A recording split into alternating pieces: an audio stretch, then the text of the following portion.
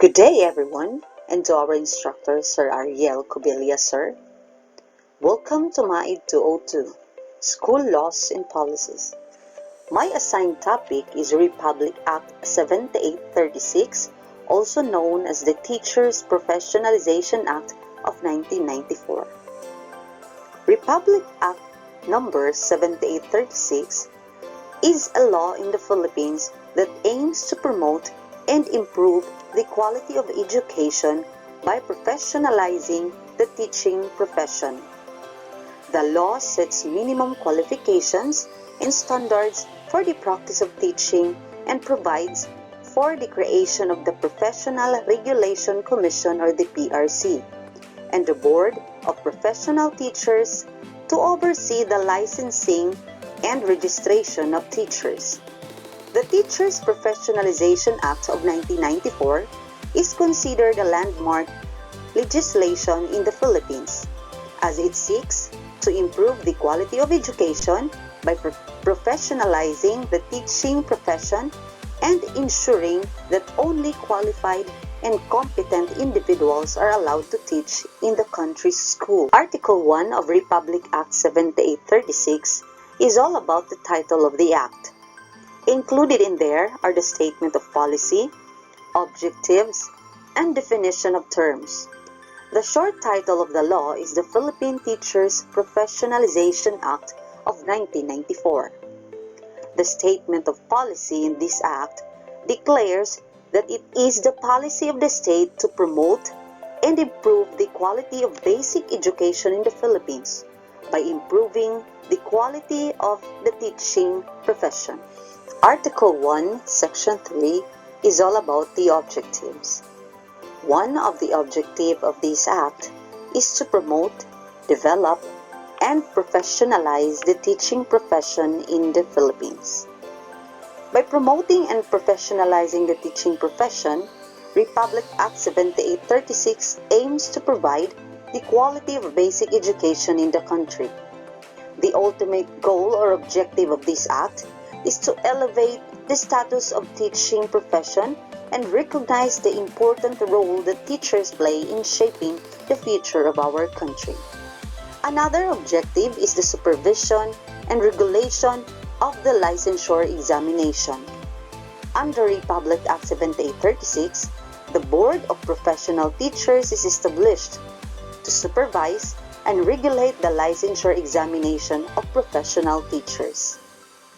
The supervision and regulation of the licensure examination is the key objective of Republic Act 7836 in professionalizing the teaching profession in the Philippines. Article 1, Section 4 is the definition of terms. The definition of terms included in Article 1 of Republic Act 7836 provides the specific meanings of terms used throughout the law. Some of these terms are the word teaching, teacher, board, and commission. Section 5 of Article 2 is all about the creation and composition of the board. The Board of Professional Teachers is a collegial body under general supervision and administration control of the Professional Regulation Commission or the PRC, which is composed of a chairman and 4 members, who are appointed by the President of the Philippines upon recommendation of the Commission on Higher Education. The board's role is crucial in maintaining the quality of teaching profession in the Philippines and promoting the professionalization of teaching as a career. The Board of Professional Teachers is tasked with several duties and functions. Some of these includes promulgate, administer, and enforce rules and regulations necessary for carrying out the provision of this act, determine and fix the frequency, dates, and places of examination, appoint supervisors, proctors, and other personnel as needed, issue, suspends, and revoke the certificate of registration for the practice of the teaching profession, prescribe and collect examination and other fees as it may deem properly. prescribed or adopt a code of ethical and professional standards for practice of teaching profession, administer oaths in connection with the administration of this act, supervise and regulate the registration, licensure, and practice of professional teachers in the Philippines, adopt an official seal of the board, look into the conditions affecting the practice of teaching profession, ensure that all educational institutions offering elementary and secondary education comply with the essential requirements for curricula, faculty, facilities of elementary and secondary level, investigates such violation of this act, the rules, and the code of ethical and professional standards for professional teachers, discharge such other powers, duties, and function as the board may deem necessary for the practice of the teaching profession and upgrading, enhancement, development, and growth of education in the Philippines. Overall, the duty and function of the Board of Professional Teachers under Republic Act 7836 are aimed at promoting and professionalizing the teaching profession in the Philippines, as well as ensuring that only qualified and competent individuals are allowed to enter the profession. Article 2, Section 7 is the term of office. The member of the board shall hold office for a term of 3 years. One member shall serve for 1 year, one member for 2 years, the chairman, vice chairman, and other member for 3 years. The term of office of the board members is an important aspect of the board's governance structure and helps to ensure that the board operates effectively and efficiently in carrying out its duty and responsibilities. Article 2, Section 8 is the qualification of board members. Each board member must at the time of his appointment be a citizen and resident of the Philippines, at least 35 years of age, a holder of degree of Bachelor of Arts or Bachelor of Science in Education, and preferably a holder of Master's and Doctorate degree in Education, a professional teacher with a valid certificate and valid professional license, has been a professional teacher in the active practice of teaching profession for at least 10 years, and not an official or member of a faculty of nor have pecuniary interest in any university, college, school, or institution conferring a bachelor degree in education or equivalent for 3 years prior to his appointment, and neither connected with a review center. The qualification of the members of the Board of Professional Teachers under Republic Act 7836 are designed to ensure that the board operates effectively and efficiently in carrying out the important function related to the regulation and professionalization of the teaching profession in the Philippines. Article 2, Section 9 is about the compensation of the board. The chairman, vice chairman, and members of the board shall receive compensation comparable to the compensation received by existing regulatory boards under PRC. It is important to note that the compensation of the board members is intended to recognize their services and contribution to the regulation. At the same time, the compensation is subject to the principles of transparency, accountability, and efficiency in the use of public funds, as mandated by the law. Article 2, Section 10 is the supervision of the board and custodian of its record. The board shall be under the supervision and control of the Commission, which is the Professional Regulatory Commission or the PRC. Article 2, Section 11, Secretariat and Support Services. The Professional Regulation Commission, through its chairman, shall provide the Secretariat and other support services to implement effectively the provision of this Act. The Secretary and other support staff, such as administrative assistants, clerks, and researchers, plays an important role in supporting the work of the board and ensuring that it operates effectively and efficiently in carrying out its function and responsibilities. Article 2, Section 12 is the removal of the board member. The chairman or any member of the board may be removed by the President of the Philippines upon recommendation of the Commission if they commit violations. The removal of the board members is subject to due process and must be based on substantial evidence. The board member who is subject of the removal proceedings must be given the opportunity to defend himself or herself and to be heard before the board. Article 3, Section 13 is the examination, registration, and license required. All applicants of registration as professional teachers shall be qualified to undergo a written examination which shall be given at least once a year in such places and dates by the Board of Commission. Passing the licensure examination is a requirement for those who wish to practice the teaching profession in the Philippines. Article 3, Section 14 is the scope of examination. The law requires that all applicants for teaching position must pass the licensure examination for teachers or the LET before they can qualify to teach in any public or private educational institution in our country. The examination for teachers in elementary level shall consist of two parts, the professional education and general education, while examination for secondary level consists of three parts, the professional education, general education, and the field of specialization. Article 3, Section 15 is the qualification requirements of the applicant.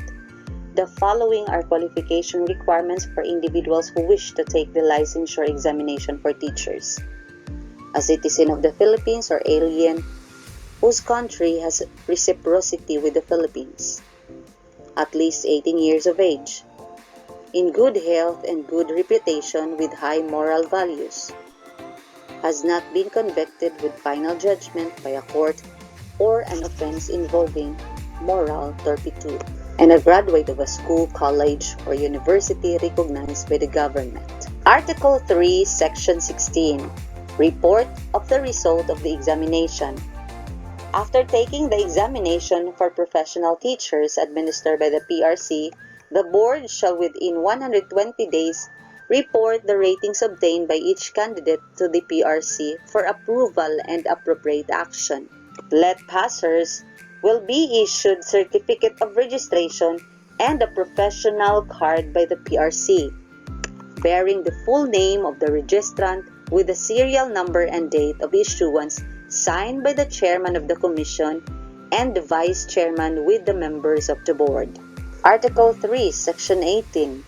All individuals who pass the licensure examination for teachers must take an oath before they can practice as professional teachers in the Philippines.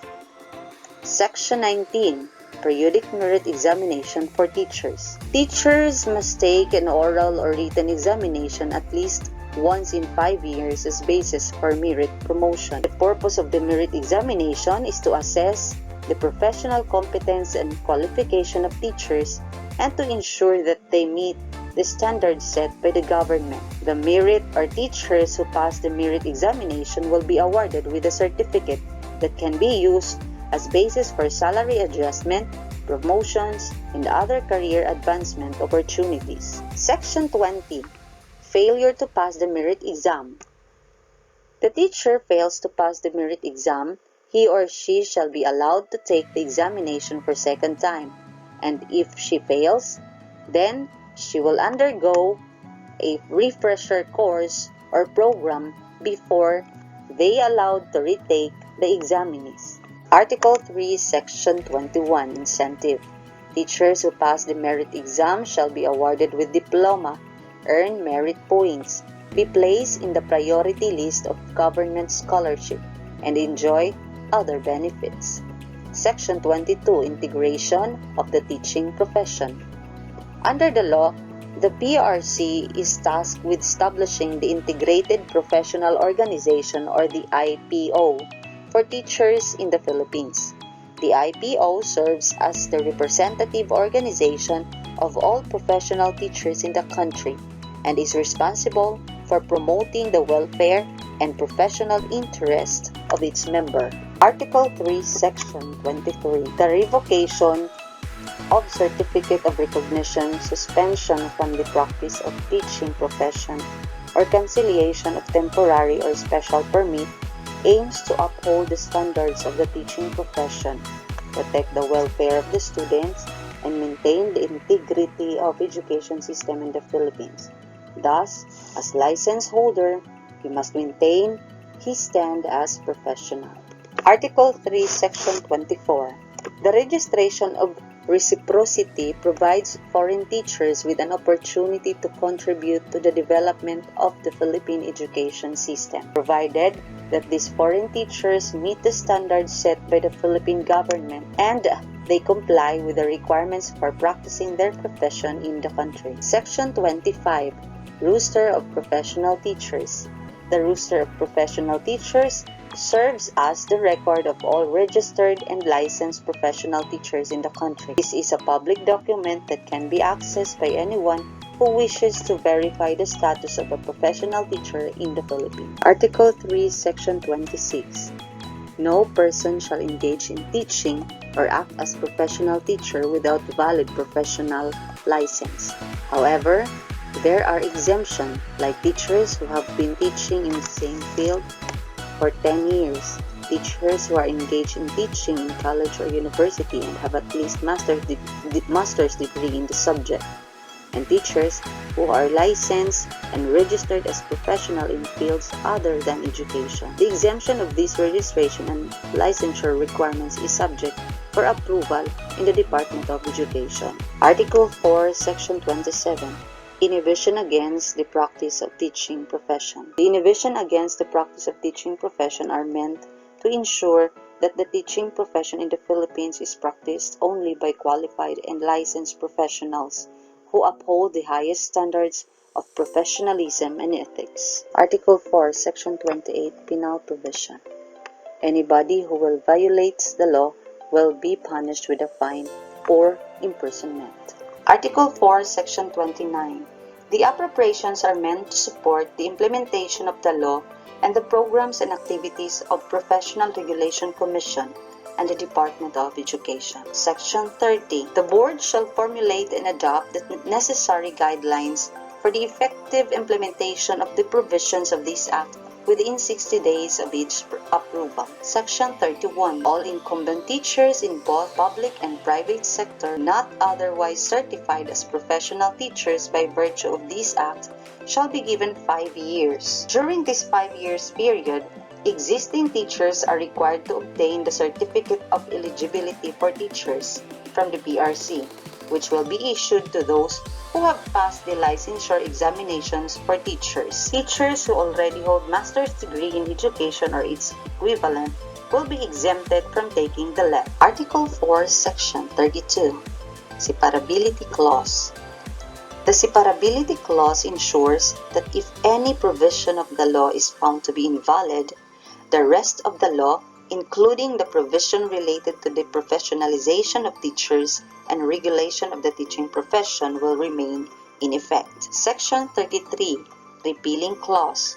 This clause ensures that any existing laws, decrees, orders, rules, and regulations that are inconsistent with the provision of Republic Act 7836 are repealed or modified accordingly. Section 34, Effectivity Clause. This act shall take effect after 15 days following its complete publication in the Official Gazette or in 2 newspapers of general circulation. Overall, the Teachers Professionalization Act of 1994 is an important piece of legislation in the Philippines as it seeks to promote and enhance the quality of education by ensuring that only qualified and competent individuals are allowed to practice teaching in the country. Thank you for listening and hope you gain some knowledge. God bless.